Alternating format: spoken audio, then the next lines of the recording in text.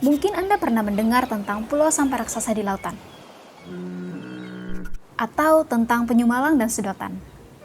Bahkan mungkin tentang bagaimana plastik ditemukan dalam perut ikan yang kita makan.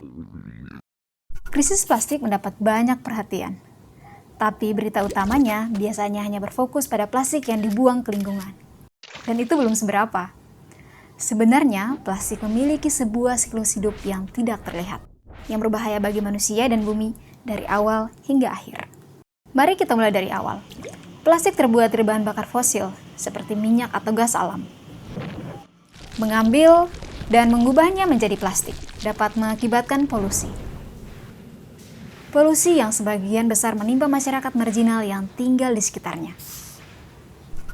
Saat kita mulai bisa mengurangi penggunaan minyak dan gas dalam kehidupan sehari-hari, industri bahan bakar fosil justru menemukan kehidupan dalam plastik. Kenyataannya, perusahaan minyak dan gas tengah menggandakan produksi plastik dengan rencana untuk membangun atau memperluas lebih dari 300 pabrik petrokimia di Amerika Serikat pada tahun 2025. Padahal, mereka sudah memproduksi plastik lebih dari yang sudah ada. Jadi, kemanakah semua plastik itu? Sebagian besar dialirkan ke wilayah pemasaran baru, seperti Asia, Afrika, dan Amerika Latin. Karena tidak seperti kategori produk lainnya, plastik tidak dikendalikan oleh permintaan, melainkan penawaran. Perusahaan seperti Unilever, Nestle, dan Procter & Gamble tengah memasarkan produk plastik sekali pakai secara besar-besaran ke seluruh dunia. Perusahaan tersebut memasuki kawasan seperti Indonesia, tempat saya tinggal, dan menjual produknya ke masyarakat yang tidak siap untuk berurusan dengan plastik. Mungkin mereka terbiasa menggunakan kemasan alami. Mungkin juga mereka tinggal di pulau kecil, di mana tidak ada sistem pengumpulan sampah. Selain itu, negara-negara maju juga membuang sampah plastik ke kawasan negara-negara tersebut. Ketika semuanya digabungkan, tidak heran begitu banyak plastik yang mencemari lingkungan.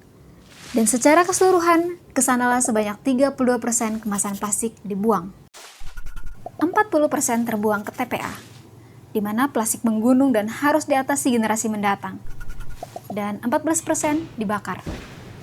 Insinerasi adalah bisnis yang buruk. Dia menghasilkan asap racun dan abu terbang. Fasilitas super mahal ini membutuhkan plastik untuk membakar yang lainnya. Bagaimanapun juga itu minyak dan gas. Jadi mereka menginginkan lebih banyak plastik. Kemudian ada daur ulang. Sayangnya itu bukan solusi seperti yang dipikirkan banyak orang. Hanya 14% kemasan plastik yang didaur ulang. Dan hanya 2% yang didaur ulang secara efektif. Yang artinya bisa menjadi sesuatu yang berguna seperti sebelumnya. Sisanya diolah menjadi sesuatu yang lebih buruk. Dan sebagian besar plastik daur ulang hanya didaur ulang sekali sebelum berakhir di TPA, insinerator, atau lingkungan. Jadi, ternyata kita tidak bisa membakar, mengubur, atau mendaur ulang untuk mengatasi masalah ini. Kita tidak bisa hanya mengangkut semua plastik dari lingkungan.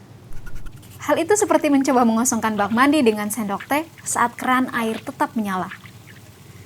Jadi, bagaimana kalau kita matikan kerannya dengan mematikan mesin pembuat plastik?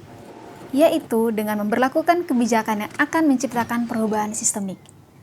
Seperti menghapus bertahap plastik sekali pakai yang paling banyak mencemari, menghentikan subsidi bahan bakar fosil yang mengisi bahan bakar perusahaan besar plastik, dan meminta pertanggungjawaban perusahaan atas sampah plastik mereka.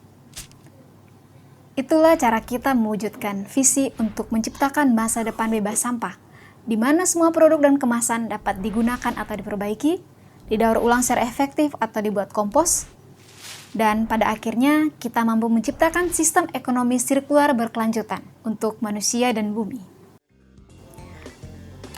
Kunjungi storyofplastic.org untuk belajar lebih lanjut dan lakukan aksi.